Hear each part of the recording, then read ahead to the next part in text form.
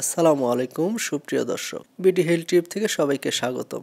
আজকে আমরা কথা বলবো খুব পরিচিত একটি অ্যান্টিহিস্টামিন বা অ্যালার্জির ওষুধ ফেকজো নিয়ে, যার জেনেরিক নাম ফেকজোফেনাডিন হাইড্রোক্লোরাইড ইউএসপি।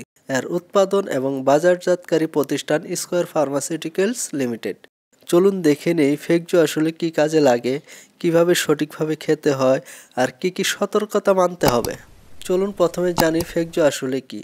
ফেকজো হলো একটি নন ড্রসি অ্যান্টিহিস্টামিন, মানে এটা খেলে সাধারণত ঘুম বা ক্লান্তি আসে না। এটি শরীরে H1 হিস্টামিন রিসেপ্টর ব্লক করে অ্যালার্জির উপসর্গ কমায়। ফেকজো বাজারে পাওয়া যায় 4টি ফর্মে, এর মধ্যে 3টি ট্যাবলেট, একটি সাসপেনশন আকারে। ট্যাবলেটের মধ্যে ফেকজো 60 মিলিগ্রাম, ফেকজো 120 মিলিগ্রাম এবং ফেকজো 180 মিলিগ্রামের। এছাড়াও আছে ফেকজো সাসপেনশন 5 ml সমান 30 মিলিগ্রাম, যা শিশুদের জন্য তৈরি। চলুন এবার জানি কোন কোন সমস্যায় ফেকজো ব্যবহার করা যায়। ফেকজো সাধারণত ব্যবহার করা হয় সিজনাল অ্যালার্জিক রাইনাইটিসে, যার উপসর্গগুলো হলো হাঁচি, নাক দিয়ে পানি পড়া, নাক চুলকানো, চোখ চুলকানো, গলা চুলকানো, ওয়াটারি চোখ ইত্যাদি। Chronic idiopathic urticaria skin allergy, যেখানে থাকে ত্বকে লাল ফুসকুড়ি, ত্বকে চুলকানি, ত্বকে গোটা গোটা বা চাকা চাকা হয়ে যাওয়া ইত্যাদি। চলুন এবার জানি ফেকজো কিভাবে কাজ করে। ফেকজো বা ফেকজোফেনাডিন খুব দ্রুত শরীরে শোষিত হয় এবং 2 থেকে 3 ঘন্টার মধ্যে খুব ভালো কাজ করে। এর অর্ধজীবন বা হাফ লাইফ প্রায় 14 ঘন্টা, তাই দিনে একবারই অনেকের জন্য যথেষ্ট। এটি মস্তিষ্কে প্রবেশ করে না, তাই ঘুম কম আসে। এটি একটি বড় সুবিধা ফেকজোর। ফেকজোর ডোজ এবং ব্যবহার বিধি। 6 মাস থেকে 2 বছরের কম বয়সের শিশুদের জন্য 15 মিলিগ্রাম বা 2.5 মিলি বা আধা চামচ দৈনিক 2 বার। 2 বছর থেকে 5 বছর বয়সের শিশুদের জন্য 30 মিলিগ্রাম বা 5 মিলি বা 1 চামচ দৈনিক 2 বার। 6 থেকে 11 বছর বয়সের শিশুদের জন্য 30 মিলিগ্রাম বা 5 মিলি বা 1 চামচ দৈনিক 2 বার, অথবা 60 মিলিগ্রামের একটি ট্যাবলেট দৈনিক 1 বার খেতে হবে। 12 বছরের বেশি শিশু এবং প্রাপ্তবয়স্কদের জন্য দৈনিক 2টি করে 60 মিলিগ্রামের ট্যাবলেট, অথবা দৈনিক 1টি করে 120 মিলিগ্রামের ট্যাবলেট, অথবা দৈনিক 180 মিলিগ্রামের একটি ট্যাবলেট সেবন করতে হবে।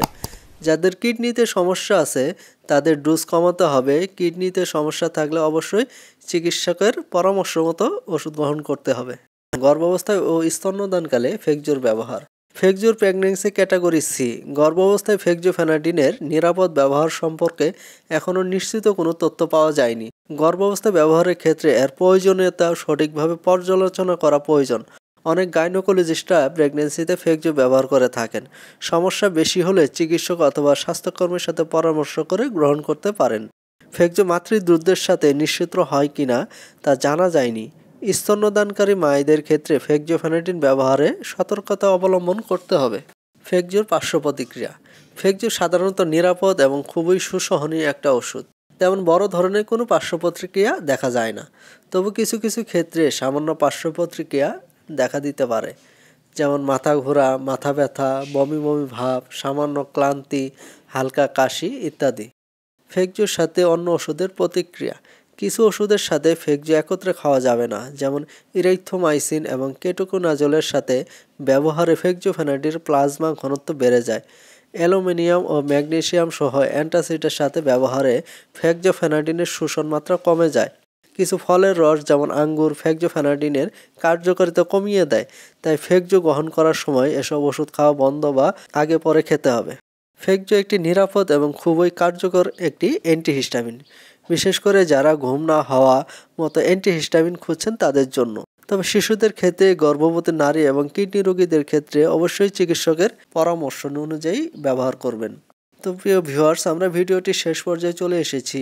যদি ভিডিওটি ভালো লাগে তবে অবশ্যই লাইক, কমেন্ট করবেন এবং অবশ্যই এই চ্যানেলটিকে সাবস্ক্রাইব করবেন।